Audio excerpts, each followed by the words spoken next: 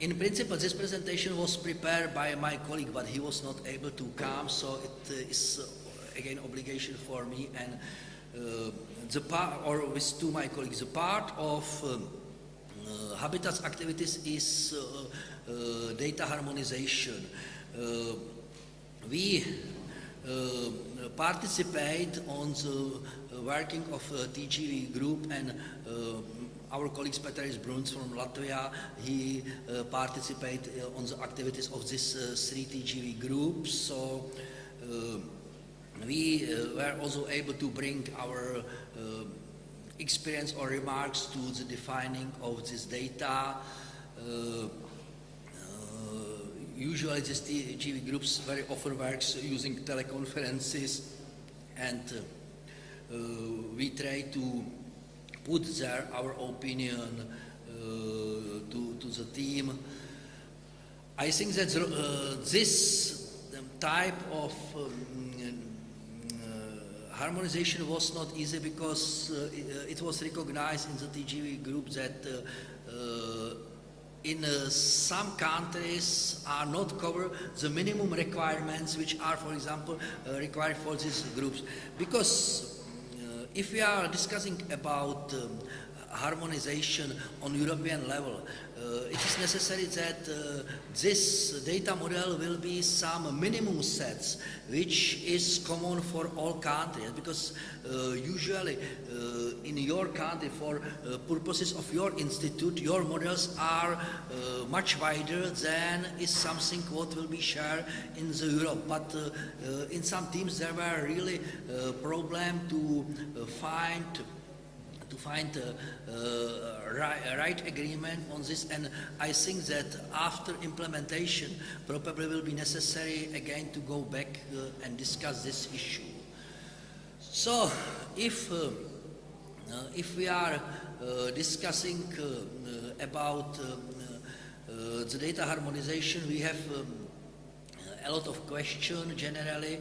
As I mentioned, I see as most important the question why, because if we know what is the reason that we, for example, need to share data about biotopes cross-border, then we are able much easier to define some common standard.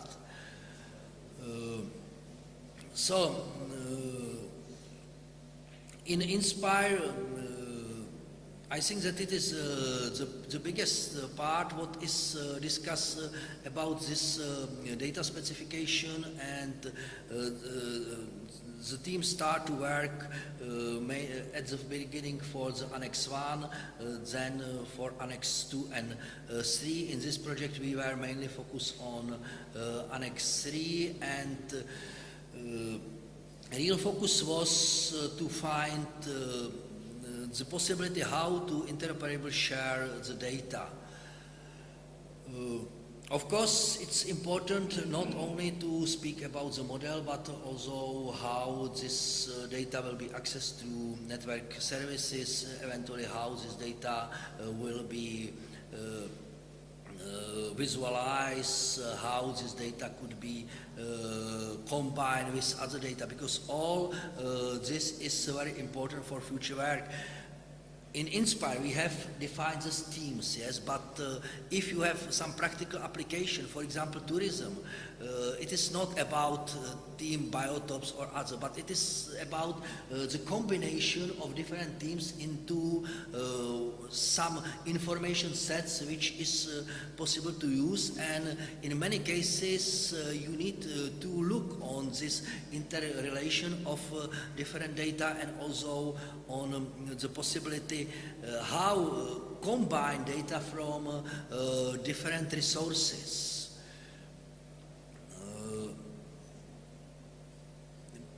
For example, about tourism, yes, this is how to provide the reduction of heterogeneities of data.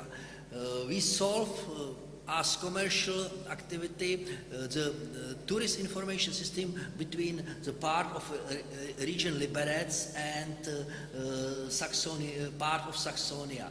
both data were coming from public sector, and it was work, I think, almost for 1 year to provide harmonization of this data, because really the understanding of different means was so difficult that now current data are not in such status that you are able directly provide harmonization and directly use, for example, data from different countries. So, to be possible to this, we will need some uniform rules and some data model which are now defined in Inspire, but I am almost sure that they will be necessary continue in this also in next stage, when really first practical experiments will start.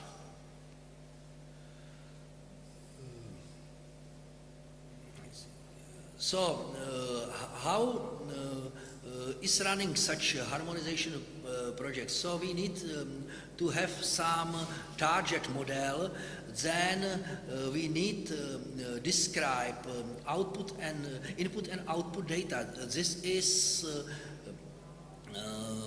probably the most complicated. Okay, if we are working with Inspire, then we have the model for output data, but in many cases the data providers has no clear description of the data which are on the input. So it is necessary to describe also the input data, and then of course it's necessary to define harmonization model, how is possible to transfer this input data into output data. At the beginning, when discussion about Inspire started, sometimes there were ideas that there will be on-fly transformation, but I think that now it was recognized like utopia, and usually is necessary to provide it transformation data into the Inspire model and then store this data in Inspire model. Of course, for this you need to find right technology which allowed you to provide this transformation, and then also establish some sequence of harmonization sub-processes, and of course it's necessary also provided some testing of harmonization data. In many cases is difficult to do this in one step. Of course, for this to be possible, this is necessary to provide some education and experiments with the data, because there is not usually a lot of knowledge, and if, for example, data has to be harmonized on the level of municipalities or regions, because in principle also municipalities or regions are data providers according Inspire rules, so it is necessary to transfer all this knowledge into these people, and of course it's important that there will be some willingness of people to do this, yes, because the process is complicated, and in some cases, as I mentioned, Inspire data models are some subsets, so it is some compromise, and in some cases people are not very willing to modify the data into such structure.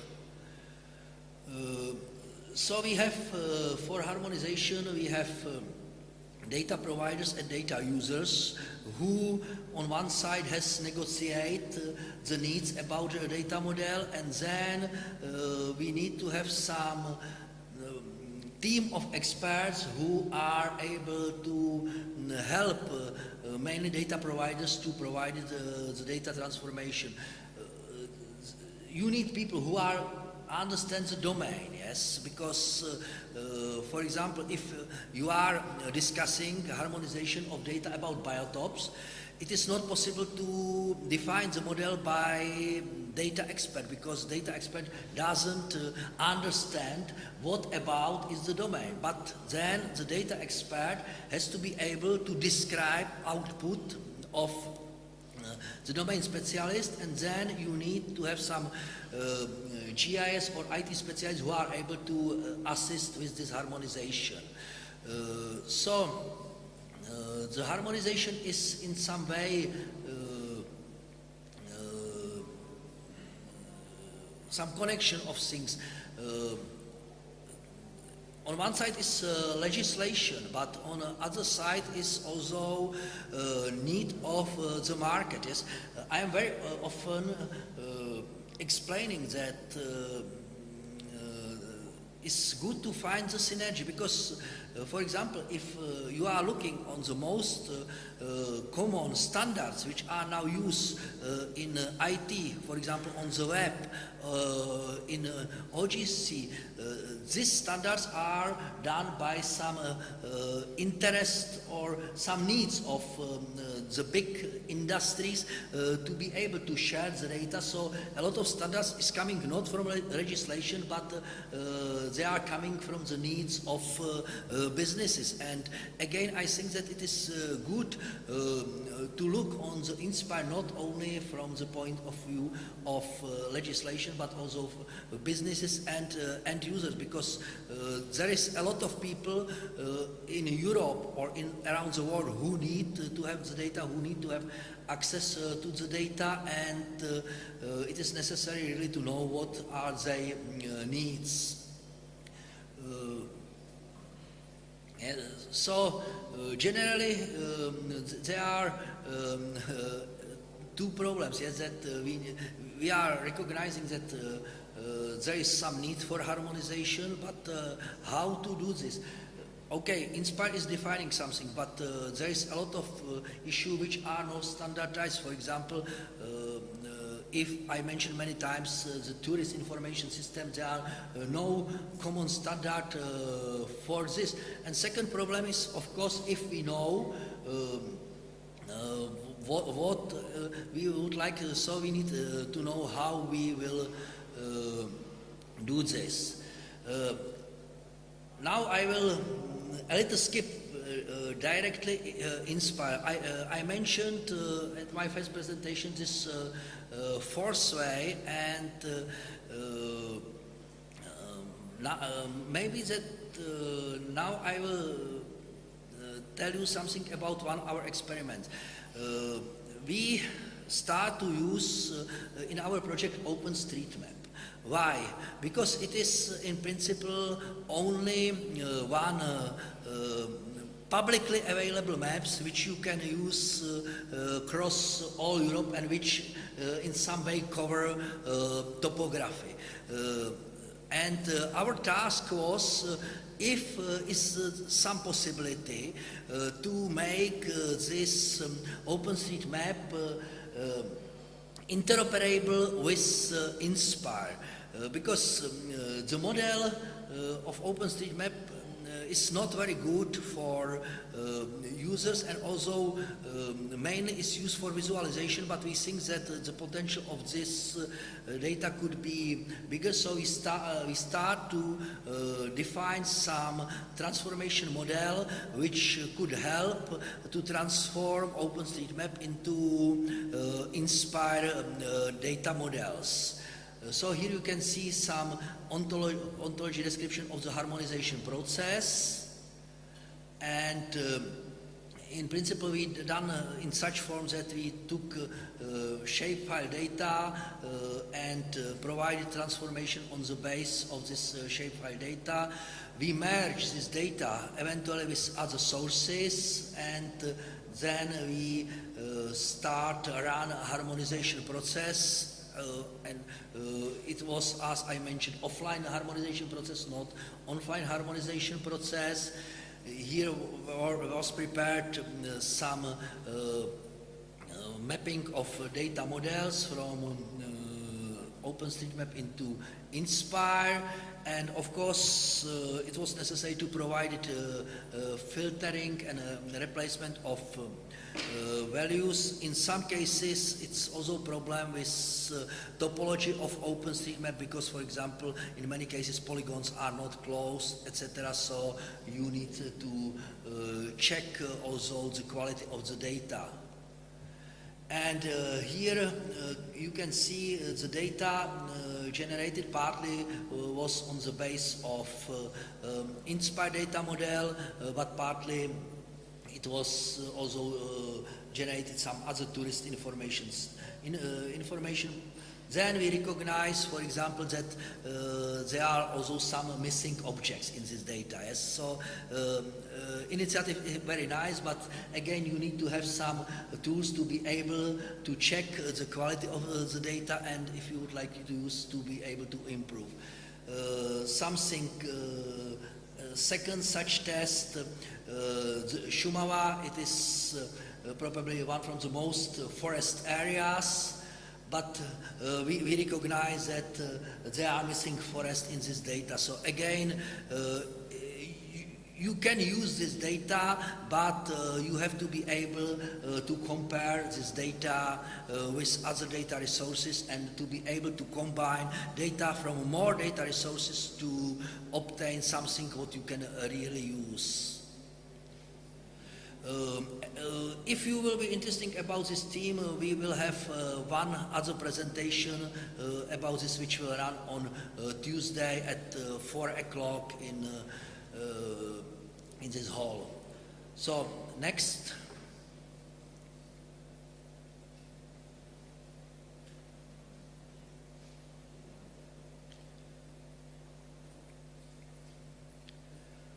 So one more time, then I finally will switch to my colleagues. As I mentioned, we try to define some architecture which could extend the current model which are used for Inspires, because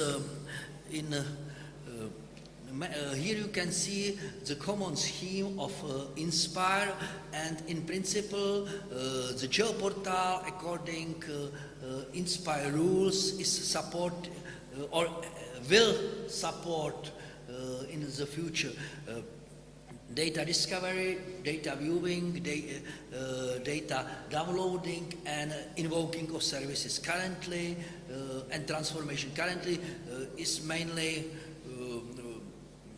running process of discovery and viewing services, but we also implement the Czech national portal, but you are able to display maps, not more. Yes, it could be useful to be able to find maps, to find some information on the maps, but people for decision making, like public servant, students at school, I think the tourists, they need more than only support this type of services. So this is, I already showed this slide one more time, that we are thinking how on the base of existing infrastructure build new possibility.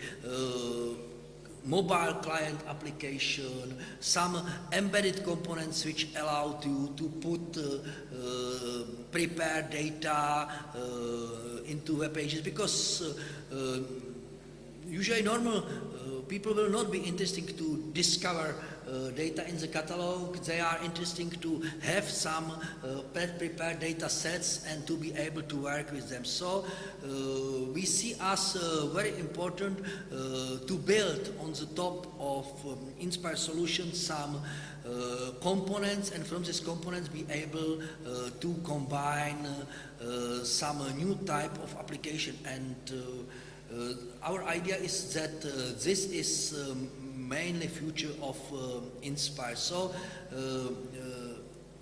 I call this basic layers data layer, some server layer or middleware layer and client layer, which are now the part of Inspire, but we try to introduce something what we are calling application layer and presentation layer, which really could be used by large community. For the testing of this, we developed something what we are calling reference laboratory, and this reference laboratory help us to test standards, to offer to our pilots access to data, but also to support some cross pilot scenarios and support basic Inspire services. And the idea is that this reference platform is something like some common repository, and other systems are able to be connected with this reference laboratory. In last period, we work a lot about what is now called invoking services. What is mean invoking? Invoking means that some services which exist, you will run in some form. It is in the broader sense, it means such, so it means, for example, that you are able really visualize WMS, yes? Because you have WMS as service, but you need to have something what will help you to visualize. Of course, they could be more complex invoking services like processing services running, or some sensors analysis, etc. But for all you need to have some set of tools which help you to invoke services. We recognize that probably easiest way is to be able to harvest and check different catalogs in your one catalogs, and then provide this discovery services on this. It could help you also to check if really services which are in different catalogs are working, because this is big problem what we recognize, that you are able to find a lot of services in catalog, but at final stage you are not able to use these services because these services are not operational. So we start implement process which is every day checking all services which we have now in our catalog, if the services are really working. How to you can invoke visualization services, or you can recognize this in catalog, or you can directly put into the system the URL of the services. Of course, with the catalogs is easy, but in many cases till now they are used models that you have some URL and you are putting this into system. With this working with the services in a real distributed environment, the problem is coordinate transformation, because not all servers support publishing data in coordinate system of your server, and then you need to be able on the side of the server provided transformation of coordination services.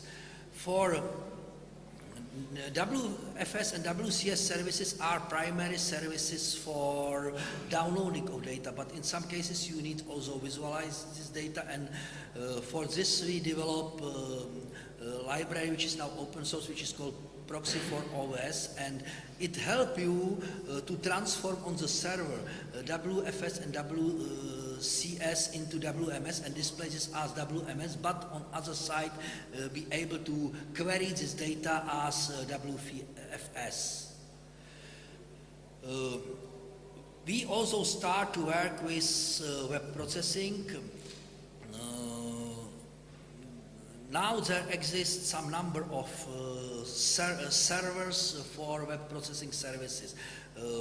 In our team we are developing PyWPS. You probably could know North 52, Zoo, and I think that there one web processing server is also implemented as a part of GeoServer, and I think that already also SRI start offer, I don't know if yes or not, I'm not too, they promised that in the version which was released in last days, they will be also web processing server.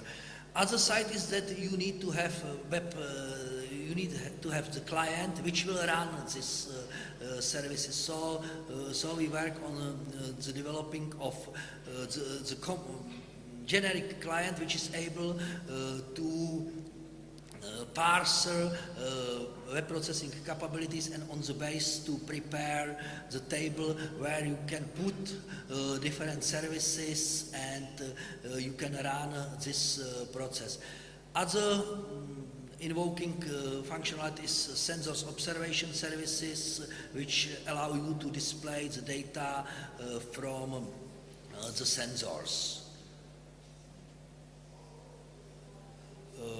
Last, what we now see, and I mentioned this on the beginning, that could be very useful, for example, to offer from a GeoPortal such simple possibility that anybody will prepare some visualization on your portal, and then you are able to take this visualization running on a GeoPortal and put this visualization into your web pages. This is something what is offering by Google, so now we are supporting this, so you can use GeoPortal for preparation of your visualization, and then you are able to embed this into your web pages. I think that it is all from the technical part, and I will switch to my colleagues.